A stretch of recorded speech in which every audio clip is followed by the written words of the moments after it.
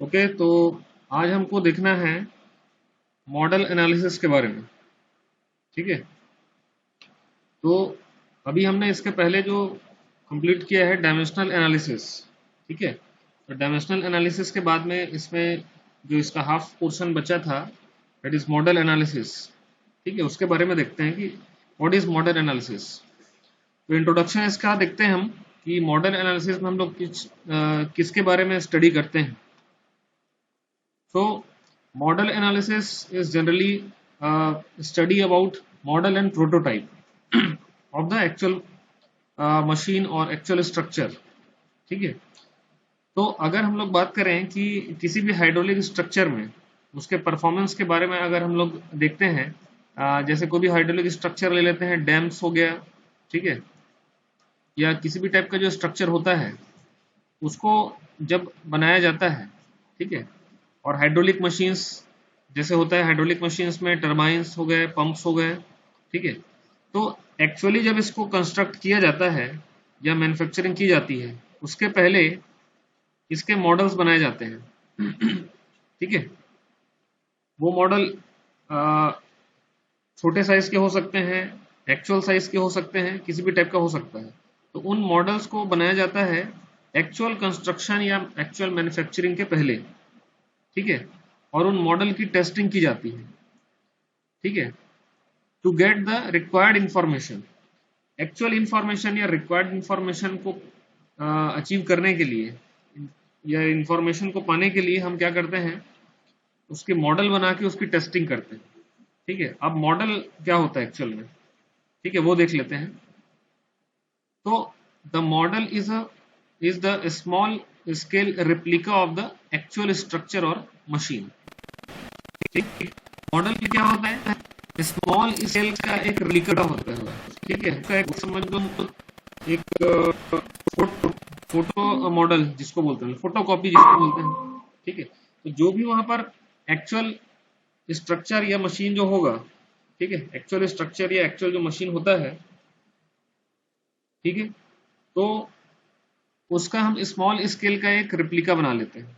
ठीक है, small scale का रिप्लिका बनाते हैं, उसी को हम क्या बोलते हैं, मॉडल बोलते हैं। ठीक है, जैसे आप लोग देखे होंगे बहुत सारे मॉडल्स हमको कॉलेज में प्रैक्टिकल्स के या लैब में हमको देखने को मिल जाते हैं।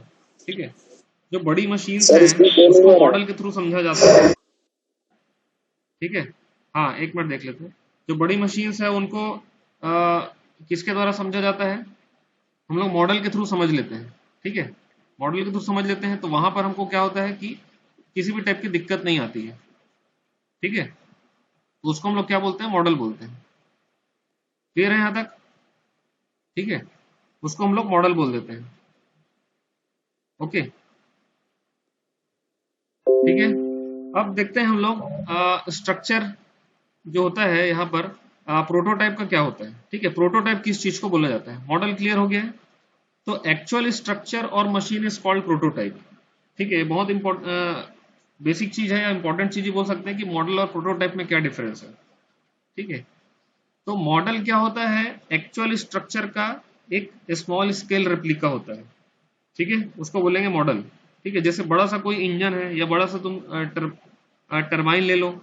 ठीक है, तो टरबाइन का एक छोटा मॉडल जो स्टडी के पर्पज से यूज होता है उसको हम लोग मॉडल बोलेंगे, स्मॉल स्केल के लिए यूज होता है वो। ठीक है, प्रोटोटाइप किसको बोलेंगे, तो एक्चुअल स्ट्रक्चर और मशीन इज कॉल्ड प्रोटोटाइप।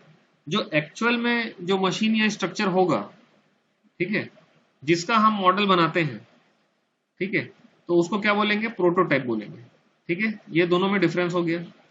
तो the models are not always smaller than the prototype. हमेशा ऐसा नहीं होता कि मॉडल प्रोटोटाइप से छोटा ही होगा। कुछ केसेस में मॉडल में बी इवन लार्जर और same size of the prototype. कुछ केसेस में वो मॉडल जो रहेगा वो प्रोटोटाइप से बड़ा भी हो सकता है। ठीक है, कई बार उसको समझाने के उद्देश्य से उसको बड़ा बनाया जाता है। ठीक है, उसको बड़ा बनाया जाता है ताकि उसको अच्छे तरीके से समझ पाए हम। ठीक है, जैसे कोई भी छोटे चीज का छोटा सा जो चीज है, ठीक है, उसको बड़ा बना के दिखाना पड़ता है हमको। ठीक है, तो कई बार वो एक्चुअल जो प्रोटोटाइप रहता है उससे भी बड़ा दिखता है हमको। ठीक है, ऐसे कोई एग्जांपल कई सारे हो सकते हैं। ठीक है, जो माइक्रो चिप्स हो गए, या कई बार मोबाइल का ही अगर जो प्रोटोटाइप का जो मॉडल रहेगा वो कई बार बड़ा बना के दिखाया जाता है उसको एक्चुअल उसके फंक्शन को समझने के लिए। ठीक है, तो इस टाइप की चीजें हैं। ठीक है, तो डिपेंडिंग अपॉन द नीड और पर्पस, ठीक है, हम क्या करते हैं उसको प्रोटोटाइप से जो मॉडल बनते हैं, ठीक है, उसको समझने के लिए वो कई बार बड़े बनते हैं, कई बार सेम साइज के बनते हैं। ठीक है, जैसे वर्किंग ऑफ रिस्ट वॉच। ठीक है, रिस्ट वॉच की वर्किंग हो गए, या कार्बोरेटर। ठीक है, कार्बोरेटर के फंक्शन को समझने के लिए उसको थोड़ा सा बड़ा बना के दिखाएंगे तब वो समझ में आएगा। लार्ज स्केल मॉडल कहलाते हैं ये। ठीक है, लार्ज स्केल मॉडल। अब देख लेते हैं हम लोग एडवांटेजेस ऑफ मॉडल टेस्टिंग। ठीक है, तो मॉडल की टेस्टिंग क्यों की जाती है, इसके पीछे क्या एडवांटेजेस है, ठीक है, क्यों ये जरूरी है, वो देखते हैं। तो there are following advantages of model analysis. ठीक है, मॉडल एनालिसिस एक चैप्टर है ना जिसमें हम लोग पढ़ रहे हैं। तो फर्स्ट पॉइंट अगर हम लोग देखें, तो मॉडल एनालिसिस में, इसमें अगर हम लोग फर्स्ट पॉइंट देखें, ठीक है, तो क्या हो जाएगा ये कि the model test are quite economical and convenient because the design structure, construction and the operation of a model may be changed several times if necessary without increasing much expenditure till most suitable design is obtained। देखो, model testing करने से एक फायदा ये रहता है कि वो काफी ज्यादा इकोनॉमिकल और इजी होता है। ठीक है, तो अगर हम उसके मॉडल टेस्टिंग करते हैं तो हम उसके डिजाइन में, कंस्ट्रक्शन में, ऑपरेशनल फीचर्स में चेंज कर सकते हैं कितने भी टाइम। ठीक है, जब भी हमको जरूरत है हम उसके डिजाइन और ये सब चीजों में चेंज कर सकते हैं। ठीक है, जिससे हमको एक्चुअल जो प्रोटोटाइप है, एक्चुअल जो मशीन है या कंस्ट्रक्शन फीचर्स है उसको समझने में मदद मिलती है। ठीक है, ये पहला एडवांटेज हो गया। सेकेंड एडवांटेज है with the use of models the performance of hydraulic structure और hydraulic machines can be predicted in advance. ठीक है, अब जब तुम मॉडल इसका बना चुके हो तो उसके फीचर्स को समझने के लिए, है ना, या उसके परफॉर्मेंस को समझने में हमको आसानी होती है। पहले से ही हम उसके परफॉर्मेंस को समझ पाते हैं by the use of model. ठीक है, देखो मॉडल में भी वर्किंग और नॉन वर्किंग दोनों टाइप का हो सकता है।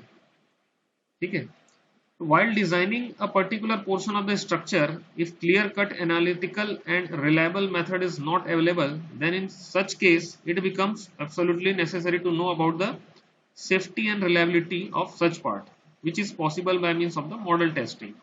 ठीक है, तो पर्टिकुलर पोर्शन या उसके जो कट सेक्शन की बात अगर हम लोग करें, ठीक है, कि वो किस टाइप का होगा, रिलायबल है कि नहीं है, उसके मेथड के बारे में जानकारी हमको इसमें आसानी से मिल जाता है जब हम अलग अलग टाइप की मॉडल टेस्टिंग करते हैं।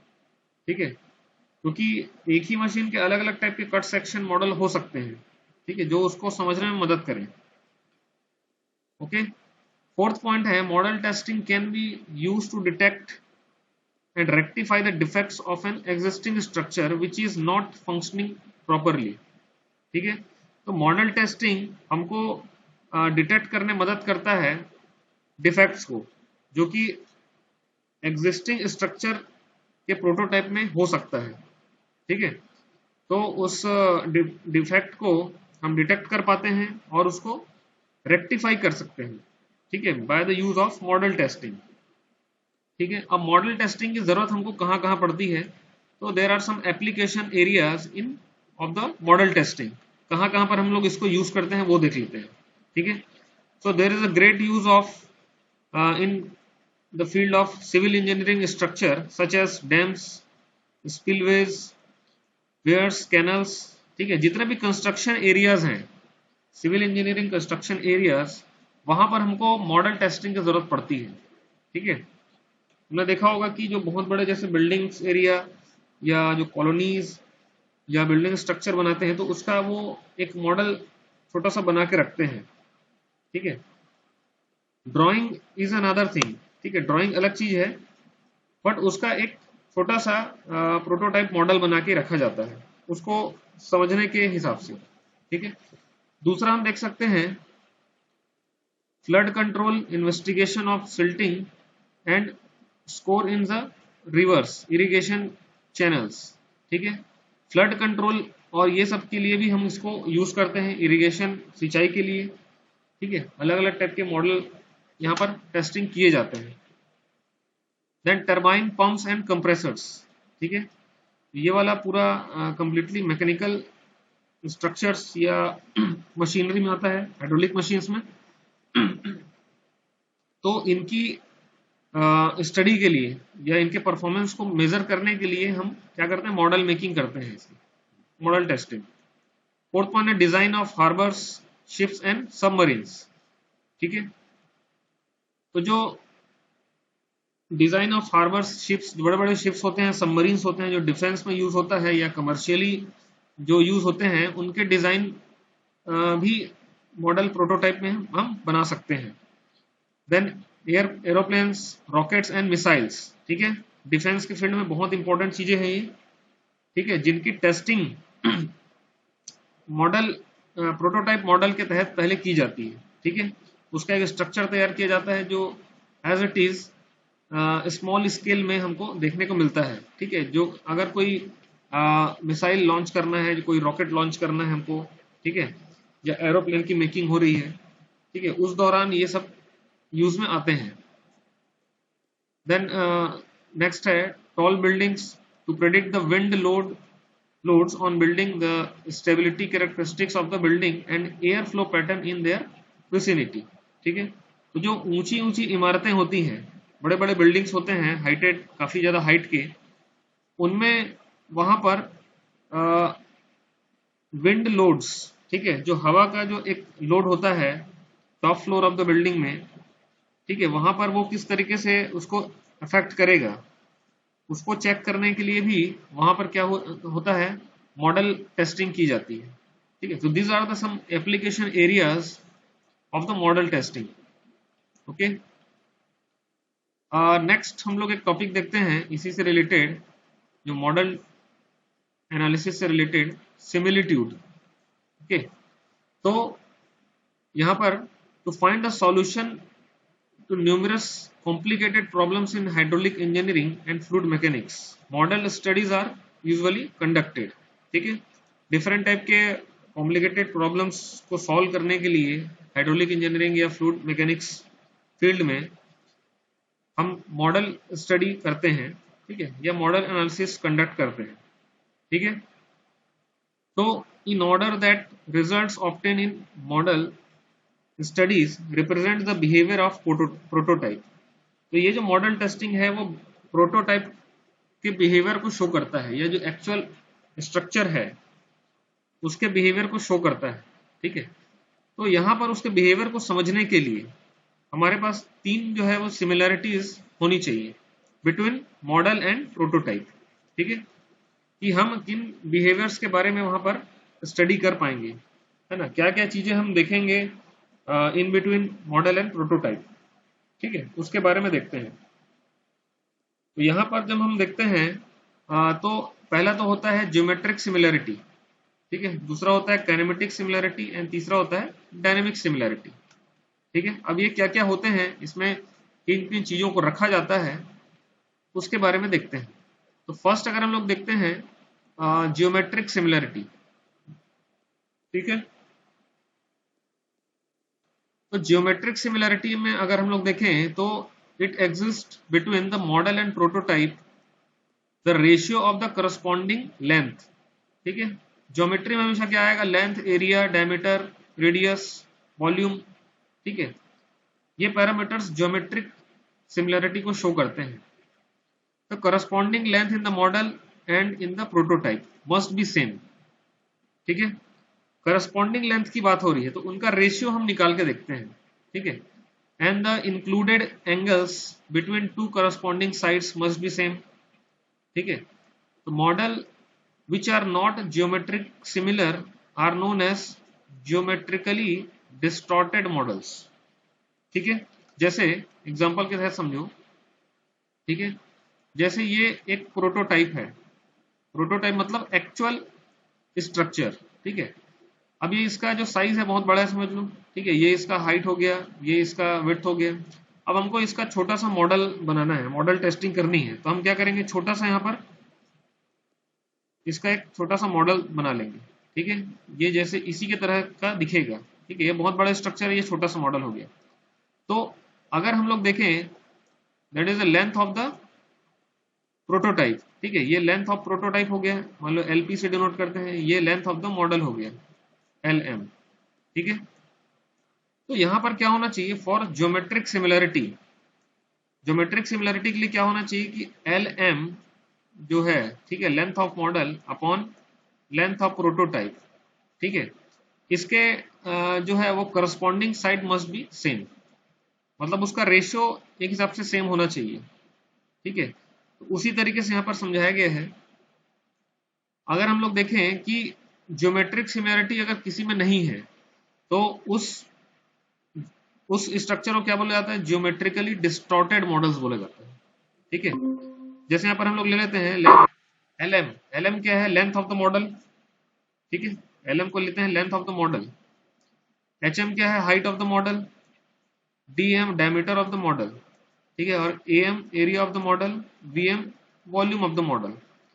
और इसी के करस्पॉन्डिंग जो LP, BP, HP, DP, AP और वीपी है, वो corresponding values of the prototype है, ठीक है। जितना भी हम यहाँ पर ये देख रहे हैं, इसी के करस्पॉन्डिंग सिमिलर तरीके से यहाँ पर जो दिया हुआ है वो प्रोटोटाइप के लिए दिया हुआ है। तो for geometric similarity we must have the relation, ठीक है। ज्योमेट्रिक सिमिलैरिटी के लिए रिलेशन क्या होना चाहिए कि L M upon L P, मतलब length of the model upon length of the prototype equal to, ठीक है, equal to BP upon BM upon BP, ठीक है, विड्थ हो गया है। HM upon HP, height of the model. DM upon DP, diameter of the model, equal to L R, ठीक है, equal to L are. अब ये एल आर क्या चीज है, तो L R is called the scale ratio और the scale factor, ठीक है। ये क्या कहलाएगा, स्केल रेशियो या स्केल फैक्टर कहलाता है, ठीक है। तो जो सारे जो रेशियोज हैं, ठीक है, मॉडल न्यूमरेटर में क्या होगा, मॉडल है, और डिनोमिनेटर में प्रोटोटाइप, ठीक है। तो हम लोग ये बोल सकते हैं, कॉमन अगर इसको तरीके से बोले तो डायमेंशन ऑफ द, ठीक है, जो भी डायमेंशन होगा, ठीक है, डायमेंशन को मान लो मैं डी से डिनोट कर रहा हूं, ठीक है। तो dimension of model upon dimension of prototype, इस तरीके से समझो। तो dimension of model upon dimension of prototype will be equal to और must be equal to L R, ठीक है, एल आर।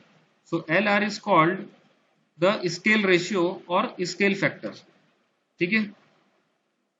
सिमिलरली अगर हम लोग देखें यहाँ पर एरिया रेशियो, ठीक है, ये तो हो गया, किसकी बात कर रहा है, लेंथ की बात कर रहा है, ठीक है। जो सिंगल एक साइड जो होगा उसकी बात कर रहे हैं। तो डायमेंशंस में यहाँ पर लेंथ हो गया, विड्थ, हाइट, डायमीटर, तो वहां पर एल आर लिखेंगे हम लोग, ठीक है। अगर सिमिलैरिटी है उसके एरिया में, तो एरिया रेशियो लिखेंगे M by AP, area of the model upon area of the prototype, equal to L R square, ठीक है। ये भी स्केल फैक्टर होगा but in case of area होगा। सिमिलरली वॉल्यूम रेशियो, तो volume of model upon volume of prototype, तो इसको क्या लिखे हम लोग, एल आर क्यूब लिखेंगे, ठीक है, क्योंकि वॉल्यूम हमेशा 3 साइड का होता है, ठीक है। एरिया इंटू लेंथ वॉल्यूम कहलाएगा, ठीक है। तो इस तरीके से हम लोग इसकी ज्योमेट्रिक सिमिलरिटी को समझते हैं,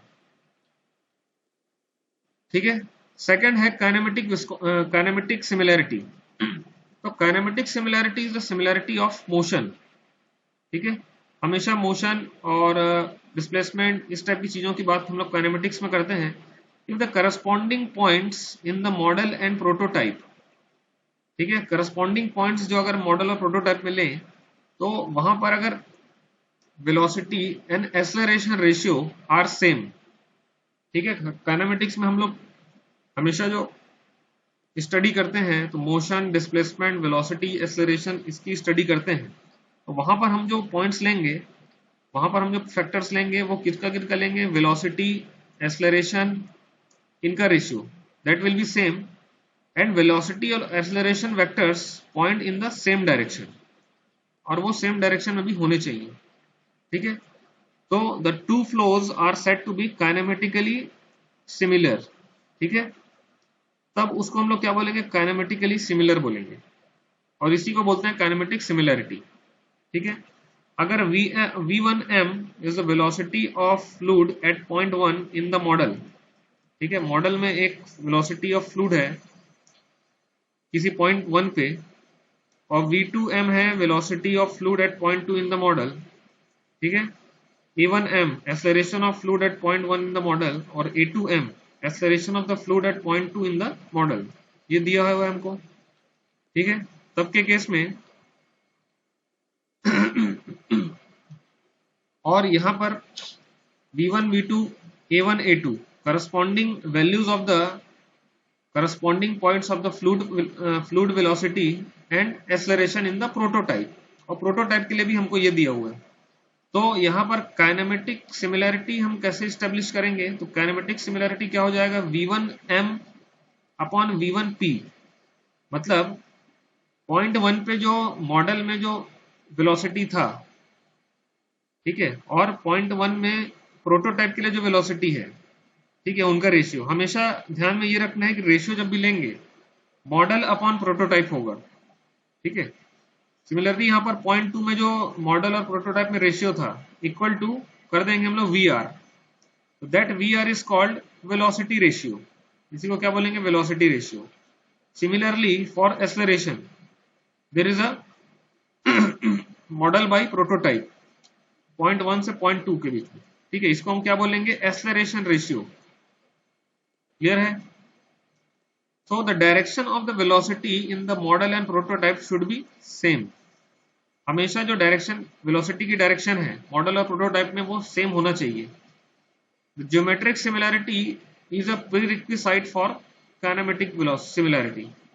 ठीक है, तो काइनेमेटिक सिमिलैरिटी के पहले हमको ज्योमेट्रिक सिमिलैरिटी को देखना पड़ता है। ठीक है, ये ध्यान में रखना है। थर्ड इसमें जो सिमिलैरिटी है, dynamic similarities. So dynamic similarity is the similarity of forces. ठीक है, पहले भी हम पढ़ चुके हैं कि डायनेमिक्स की जब बात करते हैं तो वहां पर फोर्सेस का इन्वॉल्वमेंट हो जाता है। ठीक है, तो the flows in the model and prototypes are dynamically similar if all the corresponding points identical type of forces are parallel and bear the same ratio. ठीक है, मॉडल और प्रोटोटाइप में हम क्या करेंगे, यहाँ पर फोर्सेस की एनालिसिस करेंगे। ठीक है, तो इन case of dynamic similarity the force polygon of the two flows can be superimposed by the change in force scale. ठीक है, किस तरीके से होगा, तो जैसे F1m ले लेते हैं हम लोग, inertia force at point 1 in the model, inertia force कोई है, और यहाँ पर विस्कस फोर्स ले लेते हैं मॉडल के लिए किसी पॉइंट पे, इधर ले लेते हैं हम लोग ग्रेविटी फोर्स ले लेते हैं। ठीक है, ये मॉडल के लिए हो गया। सिमिलर कंडीशन में हम लोग इनर्शिया फोर्स, विस्कस फोर्स और gravity force corresponding values of the forces in the prototype, prototype के लिए भी सेम ले लेते हैं। तो for dynamic similarity, dynamic similarity के लिए हमारे पास क्या रिलेशन आ जाएगा, तो F I am upon F I P. ठीक है, inertia force for model upon inertia force for prototype equal to inertia viscous force for model upon viscous force for prototype equal to gravity force for model upon gravity force for prototype. So this ratio will be equal to Fr. So Fr is called force ratio. ठीक है, so the direction of the corresponding forces at the corresponding points in the model and prototype should be also be same. ठीक है, जैसे हम लोग पहले पढ़े। तो तीन तरीके से यहाँ पर हम क्या करते हैं, सिमिलिट्यूड चेक करते हैं, इसी को बोलते हैं सिमिलिट्यूड्स। ठीक है, तो सिमिलिट्यूड्स में हमने एक बार देखा इसके ज्योमेट्रिक सिमिलैरिटी के बारे में, दूसरा काइनेमेटिक सिमिलैरिटी और तीसरा डायनेमिक सिमिलैरिटीज। ठीक है, तीनों को चेक किया जाता है। ओके, नेक्स्ट एक टॉपिक है फोर्सेस इन्फ्लुएंसिंग हाइड्रोलिक फिनोमेना। तो डिफरेंट टाइप के जो फोर्सेस होते हैं जो हाइड्रोलिक फिनोमेना को यहाँ पर इन्फ्लुएंस करते हैं या उसका प्रभाव डालते हैं। ठीक है, उन फोर्सेस के बारे में छोटा सा हम लोग देख लेते हैं यहाँ पर कि क्या होते हैं ये। ठीक है, तो अगर हम लोग अलग अलग टाइप के फोर्सेस की बात करें तो द फोर्सेस विच में अफेक्ट और influence the flow characteristics of the problem. ठीक है, क्या क्या होते हैं? तो फर्स्ट होता है इनर्शिया फोर्स। ठीक है, inertia force which is denoted by Fi. Okay, so it always exists in the fluid flow problem, and hence it is customary to find out the force ratio with respect to inertia force. ठीक है, हमेशा ये क्या होते हैं? Exist होते हैं fluid flow problems में। ठीक है, क्योंकि इनर्शिया फोर्स क्या होता है? एक टाइप का इमेजिनरी फोर्स है। ठीक है, एक टाइप का इमेजिनरी फोर्स होता है। अगर इसको हम लोग देखें तो it is equal to the product of mass and acceleration of the fluid flowing. ठीक है, फ्लोइंग फ्लूइड। तो इनर्शिया फोर्स हम कैसे निकाल पाते हैं? तो एफ आई अगर हम लोग देखें तो it is the product of, इसका किसका प्रोडक्ट होता है? ये प्रोडक्ट ऑफ मास, ठीक है, into acceleration of the flowing fluid. जो भी यहां पर फ्लोइंग फ्लूइड है उसका एक्सेलरेशन। ठीक है, and acts in the direction opposite to the direction of acceleration। ये बहुत इंपॉर्टेंट है। ठीक है, तो हमेशा जो इनर्शिया फोर्स है ये डायरेक्शन के अपोजिट लगेगा। ठीक है, मतलब जिस डायरेक्शन में एक्सेलरेशन लग रहा है, ठीक है, उसके अपोजिट वर्क करता है इनर्शिया फोर्स। ये ध्यान में रखना है। डायरेक्शन के एक्सेलरेशन के डायरेक्शन में एक्ट नहीं करेगा, इसके अपोजिट डायरेक्शन में एक्ट करेगा। उस फोर्स को हम क्या बोलते हैं? इनर्शिया फोर्स बोलते हैं। क्लियर है? सेकंड होता है viscous force. What is viscous force here? So it is present in fluid flow problems where viscosity is to play an important role. ठीक है, जहां पर विस्कोसिटी का रोल आ जाएगा वहां पर हमको विस्कस फोर्स देखने को मिलता है। तो viscous force is the product of shear stress due to viscosity and surface area of the flow. Viscous force हमको कब मिलेगा? ठीक है, it is denoted by F V. तो viscous force is the product of the shear stress due to viscosity into surface area. ठीक है, into surface area, जो भी सरफेस एरिया होगा। ठीक है, तो वहां पर जब भी हमको मिलेगा ड्यू टू विस्कोसिटी हमको विस्कस फोर्स मिलता है। ठीक है, थर्ड हम लोग देखते हैं